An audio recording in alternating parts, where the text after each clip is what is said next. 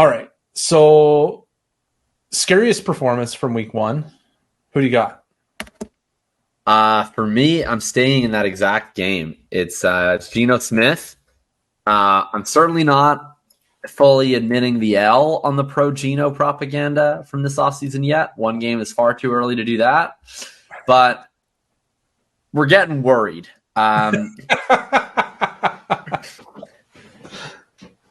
Week 1 is weird. Division games are even weirder. But the Rams are not a talented defense. And they could not move the ball against them. I was stunned what happened in the second half when they ended up getting blown out in this game. DK Metcalf, Tyler Lockett, JSN, Ken Walker, and continuity in coordinator, and it was just not a functional offense. So definitely concerned about the possibility that Geno turns back into a pumpkin. I don't really have any deeper analysis on it than that. He passed for 112 yards against a secondary with a bunch of players he can't name. Yeah, I saw my write-up on him was short and sweet. Monitor the situation as things went all caps, poorly in week 1 for Geno. 4.3 yards per attempt with 3 stud receivers and Noah Fant is pathetic, 59.5. Passing grade on 112 passing yards. I could not be less thrilled. Sell if you were on the fence. Punt if you were already punting. I want nothing to do with this guy. Hard out. But that's my priors were hard out. Like I'm never going to be the guy who buys into the one-hit wonder or like it's too early to say one-hit wonder, but the out of nowhere hit. Like I'll like ride the wagon the rest of the season, but when that season ends, I'm out. Like it's time to move on. There's too much risk here, and I'm terrified for Geno. You're terrified for Geno. I'm terrified. I sold one Geno share already. Actually with a patron, I believe, Bindles.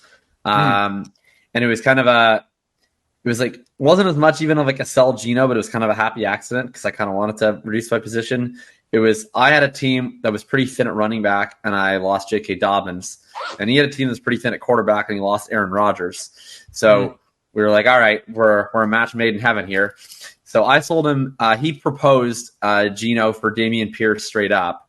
And I was like, I'd probably do that, but I got Geno, Hunter Henry in a third for Pierce in a second. So I felt like I was slightly insured there.